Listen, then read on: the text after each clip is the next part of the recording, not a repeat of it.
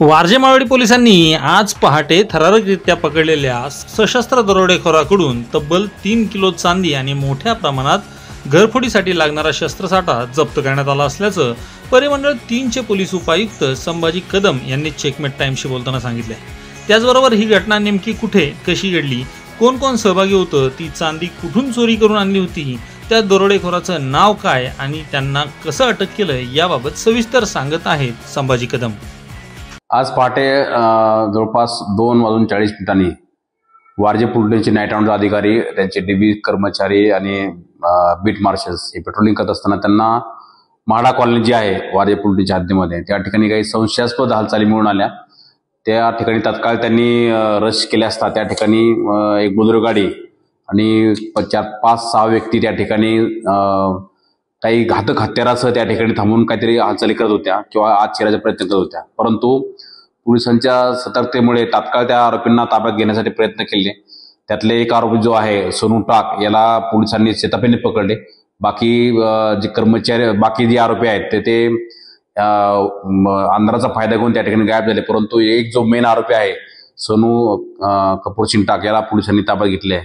परंतु त्या घटनास्थळावरून एक बुलेरो गाडी, 5-6 जे सॅक होत्या त्या सॅक आणि त्या सॅकमध्ये जी घरफोडी करण्याचं किंवा दरोडा टाकण्याचं साहित्य, त्याच्यामध्ये गॅस कटर असतील, ड्रिल मशीन आहे, हातोडा आहे, स्क्रू ड्रायव्हर्स आहेत किंवा कटर्स आहेत, सब्बल किंवा पहार म्हणतो असे लोखंडी, असे खूप घातक हत्यार त्या ठिकाणी घेऊन त्या ठिकाणी ते दरोडा टाकण्याचे प्रयत्न होते।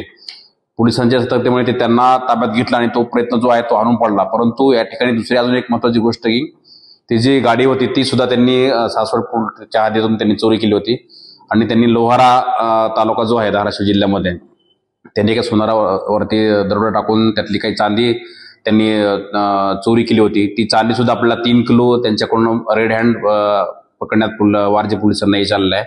तर एक मोठा जो दरोड्याचा प्रयत्न जो आहे तो वारजे पोलिसांनी हाणून पाडलेला आणि त्यांच्या सतर्कतेमुळे पहाटेची जवळपास 3:30ची घटना आहे। यातला जो आरोपी आहे तो अडसच आहे। बाकीचे आरोपी सुद्धा अटक करण्यासाठी पोलिसांची टीम प्रयत्नशील आहे। लवकरच त्या आरोपींना पण अटक केलं जाईल आणि अजून यांचा काही प्रयत्न होता का, कुठं काय यांनी काही बाकीच्या दरोडे टाकलेत का किंवा असे प्रकारचे गुन्हे आंतरराज्य किंवा आंतरजिल्हा ह्याच्यामध्ये काही गुन्हे केलेत का, त्याच्यामुळे तपासामध्ये बाकीच्या सर्व गोष्टी निष्पन्न होतील। त्यांच्यावर दरोड्याचे प्रयत्न आणि आर्म्स ऍक्ट आणि जो नवीन BNS 111 हे जे आहे ऑर्गनाइज क्राईमचं हे सेक्शन्स खाली त्यांच्यावरती गुन्हा दाखल केलेला आहे। पुढील तपास वारजे पोलीस स्टेशन करत आहेत। हे रेकॉर्डवरचे गुन्हेगार आहेत का? हे सर्व आरोपी रेकॉर्डचे गुन्हेगार आहेत। जो आरोपी पकडलेला आहे त्याच्यापूर्वी 7 ते 8-9 प्रकारचे असेच प्रकारचे गुन्हे आहेत आणि तो बेलवर आता होता। परंतु हे सर्व जे गुन्हेगार आहेत ते एकदम ड्रेडेड गुन्हेगार त्याला म्हणता येईल किंवा सराईत गुन्हेगार आहेत आणि असे दरोडे टाकण्याच्या याच्यामध्ये ते सराईत आहेत।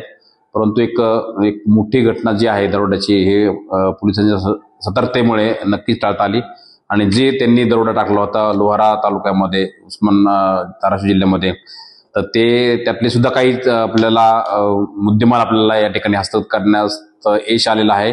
जी गाडी चोरीची होती ती पण आपण सीज केलेली आहे आणि आता तपासामध्ये पुढील अजून यांनी कोणत्या गोष्टी केलेल्या आहेत किंवा काही कृत्य केलेले आहेत याचा पण उलगडा नक्कीच होईल।